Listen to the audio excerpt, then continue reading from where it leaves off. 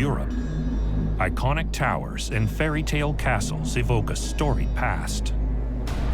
But on the awesome mountain peaks and in the depths of the big bad woods, animal combat defies the myths to tell a story of its own. The fights are ridiculous. They'll stand up on those hind legs, and then they'll lunge at one another. They'll attack the mane, they'll attack the jaw, and they will literally rip it to bits. Individuals can be like sumo wrestlers, pushing each other back and forth. I'm gonna keep fighting you, I'm gonna keep muzzle punching and paw punching you, but if you don't stop it, you're gonna die. Every day, everywhere, our planet is a battleground. Turf wars, food fights, and mating mayhem rage on as animals outwit and outmaneuver their own kind in Battle of the Alphas. Summer in the scenic highlands of Scotland is peaceful, quiet, restful. Then, autumn arrives.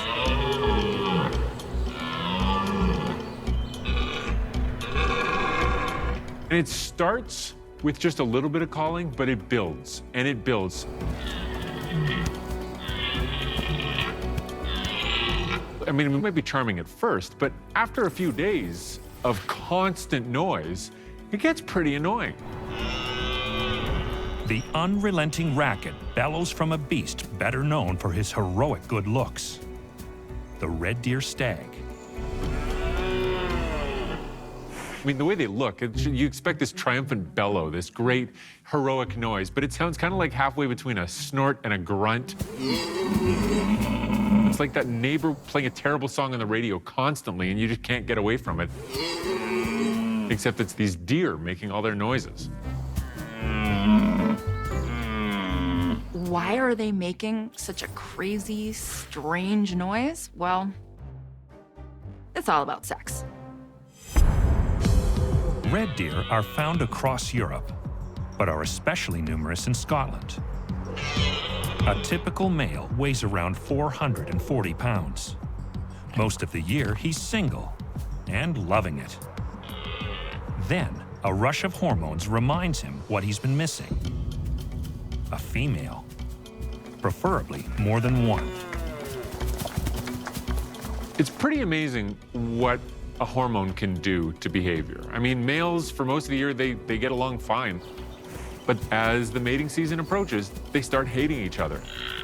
And sometimes it comes to blows, and it's all because of hormones. Stags start preparing for these hormone-drip battles in the spring. That's when their impressive weapons begin to grow. For these red deer, the antlers are the weapons. It's not teeth, it's not kicking, it's nothing else. It all comes down to that great big rack on the top of their head. Antler is one of the fastest growing tissues in the mammalian body. These guys grow a new pair of antlers every single season. And the larger an individual is, the larger the rack of antlers will be. By the end of the summer, their weapons are big, but not yet primed for battle. They're covered in tissue called velvet that carries the nutrients they use to grow.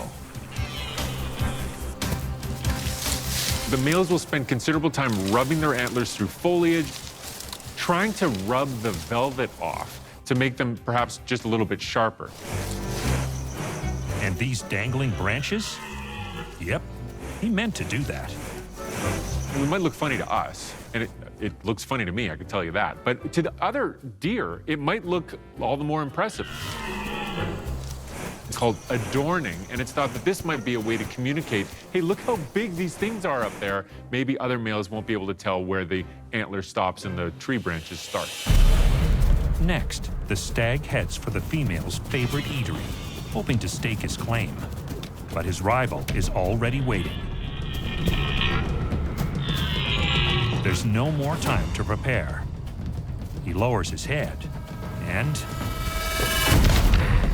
The antlers become interlocked, And individuals can be like sumo wrestlers, pushing each other back and forth. Each will try to twist and pull the other's neck to try to get the opponent to fall down.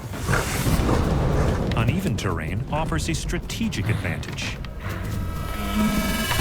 If one stag can gain higher ground, it might help him knock his opponent off balance. Ultimately, the whole point is to get the other animal so that it's got its center of mass off its legs. You can see that right through their hind legs, that they are applying as much force as they can to try to push the other animal down. While he fights, he urinates. It's a boastful kind of smellogram for red deer social media. They urinate all over their belly, creating a dark patch of urine. But there's also scent glands there. And so what they're doing is creating a very pheromone-rich, smelly tissue that serves to send signals to other males about their dominant status, to females that they are ready for some action. The defender uses his strength to twist the challenger's neck again and again.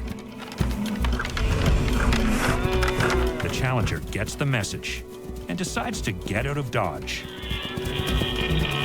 Once that happens, a couple of shots from the antlers to teach it a lesson, and then the fight is over. They've won. But victory is fleeting. Another challenger could arrive any time. This stag may only hold his territory for days or weeks. The fights are ridiculous. A male that has a whole bunch of these fights might lose a third of their body weight just through the mating season, trying to defend those territories so that he can mate with females. But ultimately in evolution, what's the point in living if you're not going to have any babies? This is all that matters. So, when the next challenger arrives, this hero is ready, and the fight goes on.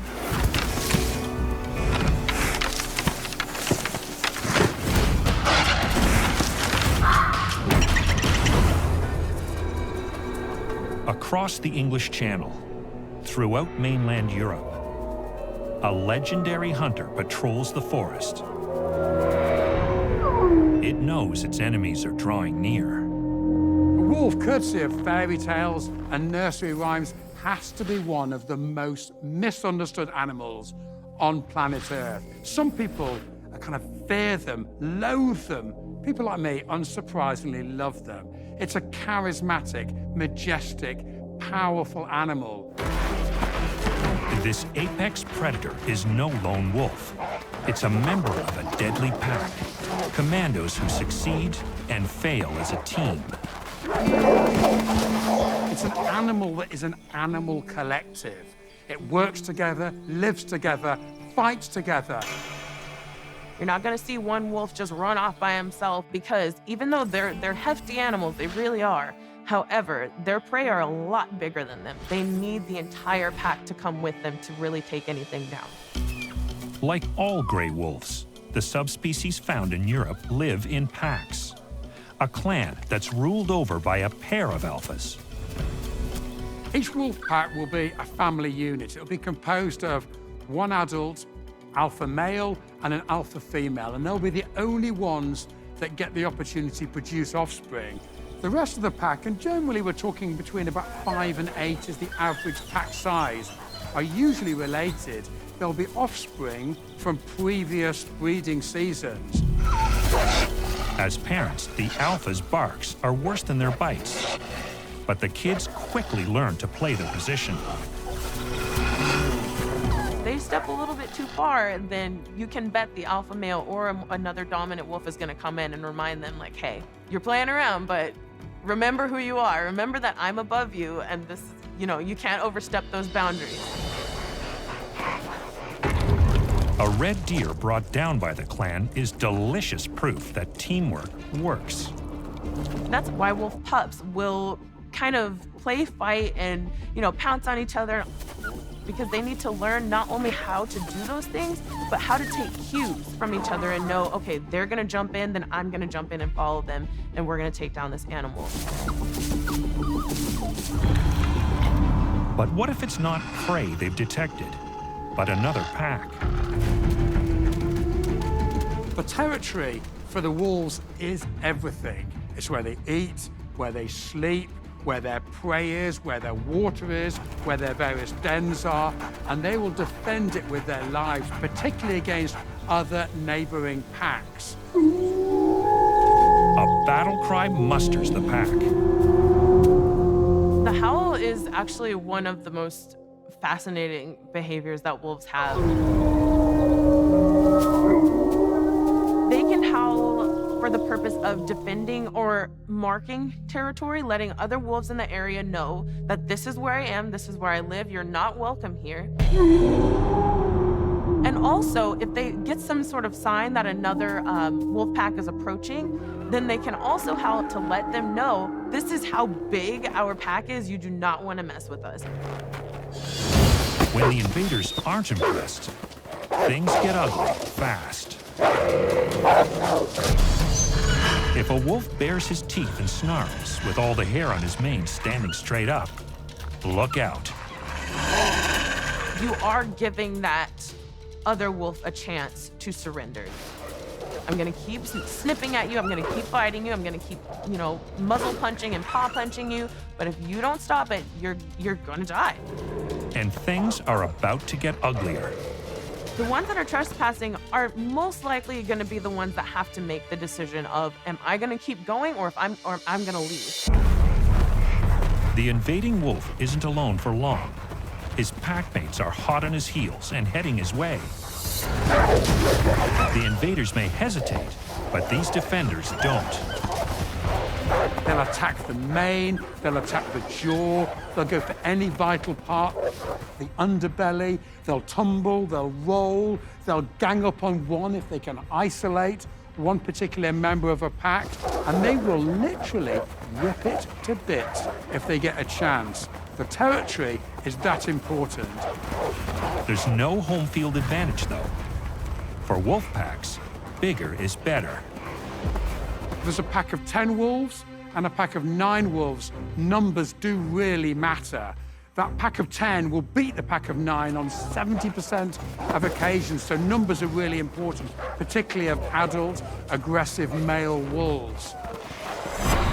And the other surprising secret to winning? Age. We tend to think of older wolves, older animals as these, these slow and kind of decrepit little things, but no, they're essential to their pack's success.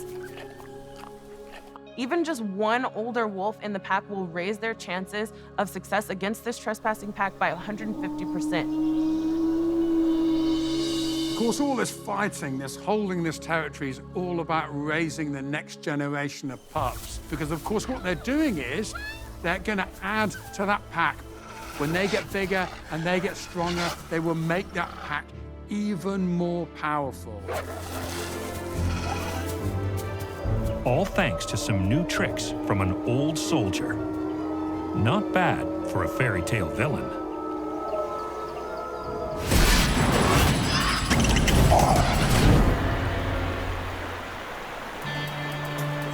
Not far from where wolf packs gang up to defend their turf, a solitary assassin scores a lonely kill. The red fox hunts alone. You'll see them kind of low to the ground first, and then all of a sudden, just boom. And it fights alone. Wolves and foxes might belong to the same group of animals, the canids, the dogs, but they're completely different beasts. Whereas with the wolf, it's all about the pack and the power of the collective. The fox is a much more unsociable, much more solitary animal.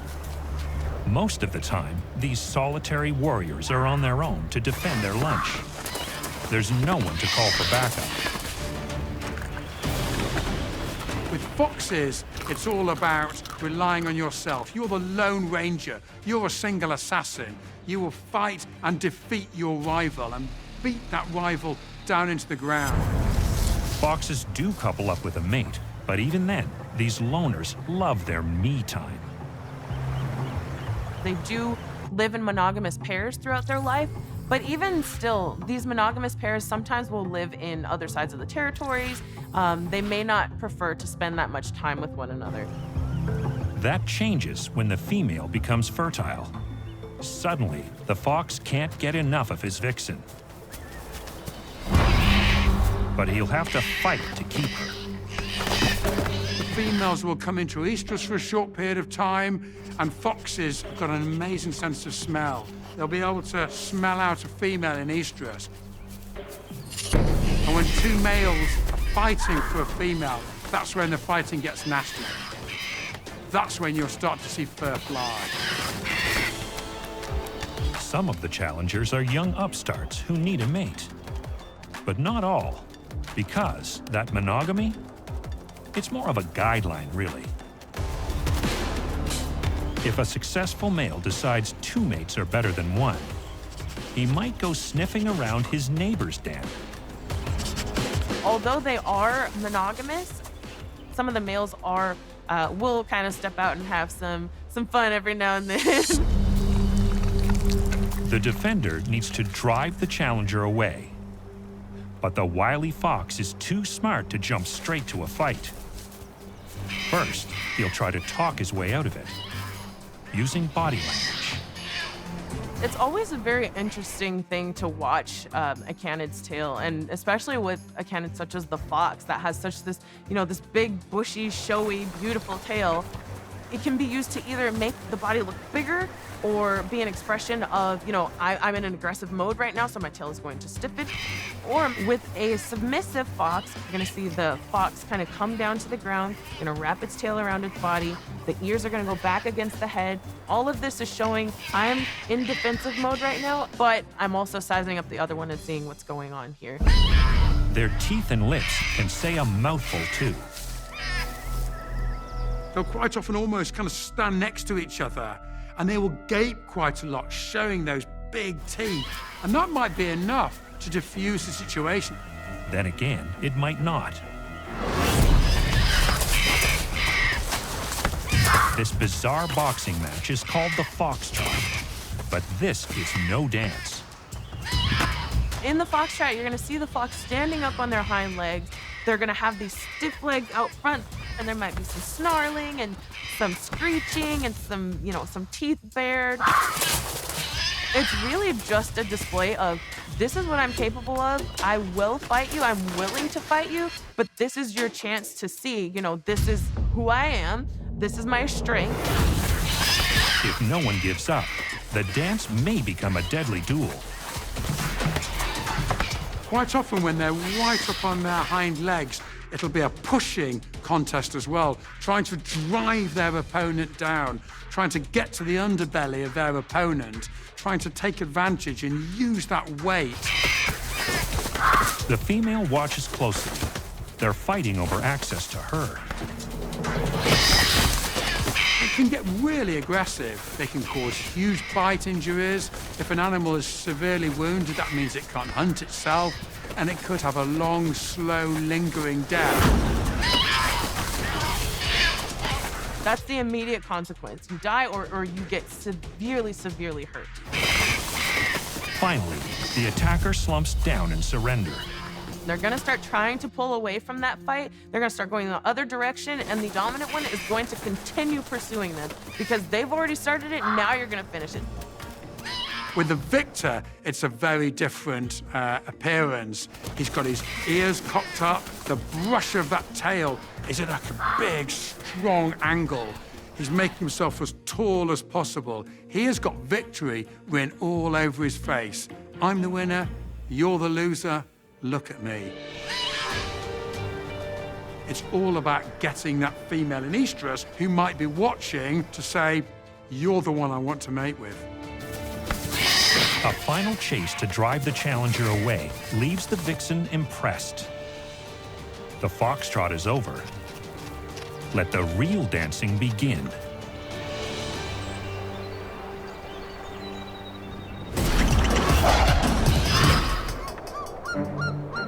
Meanwhile, high in the Austrian Alps, Alpine marmots are living proof that looks can be deceiving.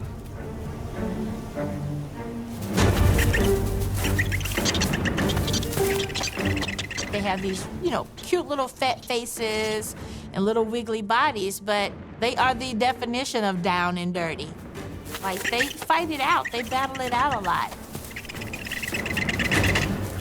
Part of the ground squirrel family, the 2-foot Alpine marmot has powerful claws. Good for digging, great for fighting. And what makes these fluff balls see red? Any marmot that moves in on their turf, and the all-important burrow they dig under it. If you don't have a good burrow that's at the right level under the ground, which brings you the perfect temperature, you risk literally freezing to death over the winter. The burrow is their lifeline against the coming frost, and the alphas will go to the wall to protect it. The way these marmots live their lives is actually quite peaceful until someone else comes along. You've got a male, that's the alpha, that gets to be the dad, and you've got the female, that's the alpha, and she gets to be the mom, and they have their offspring, and those offspring stick around for like 2 years, helping with the successive generations. But it's hard to date when you live with your parents. So sooner or later, young adults set off on a perilous journey to find a new home. And winter is coming. You gotta start all over again finding out where is the food, where's the safe place to go, where's the watering hole. And then you also don't want to be homeless by the time winter comes around when you need to hibernate. And if all the burrows are already taken, the only answer is war. They've got to find a place to live. And guess what? The only way to establish themselves there is to outcompete the alphas that are already in place. That is the only way forward. The defender chatters his teeth and waves his tail. It means, go ahead, make my day. You see humans doing this too, right? When humans are about to have a fight, you often see them showing off, like doing motions or trying to look big or taking off a piece of clothing to show their muscles or whatever. Animals do the same kind of thing. As they get closer, they'll stand up on those hind legs, kind of make those bodies look bigger, trying to get a height advantage, and then they'll lunge at one another. Males take on males, while females fight females, vying to be king or queen of the burrow. But the stakes are especially dire when the males compete. If the alpha is forced out, there's a 90% chance he'll die. That battle means everything. If the new competitor loses, they're going to go off and just die on their own. And if they win, not only are they going to displace the one that was there, but they're also going to kill the babies of the one that was there before. This challenger is not backing down. He needs new digs. But has he bitten off more than he can chew? Only the battle will tell. Marmots have 2 weapons available to them. They have these really great claws, so really long, scratchy claws, and then it would be their teeth. They become a chiseled edge, so it's really sharp like a knife. Those teeth are huge. They are strong, they are forceful. They can go through the skull of another marmot. I mean, they can do a lot of damage. They can kill. Everything is on the line for both males. These things look like stuffed animals, right? They're cute, and they look harmless. You have to understand, these fights, these are huge, huge stakes. Today, the challenger is driven off, his fate uncertain. Even if you don't die from the battle, the risk of death is still there in the medium and long term because you lose your safe place to live. Imagine area predators out there ready to pick them off. Or even predators like foxes and other big animals like that can gobble them up. But the alphas and their babies are safe and ready to face another winter on the unforgiving slopes. The landscapes of Europe echo with tales of legendary beasts. But the truth is even more amazing. Cuddly commandos are tougher than they look. Lone assassins dance a mean foxtrot. And a fairy tale villain's secret weapon is teamwork.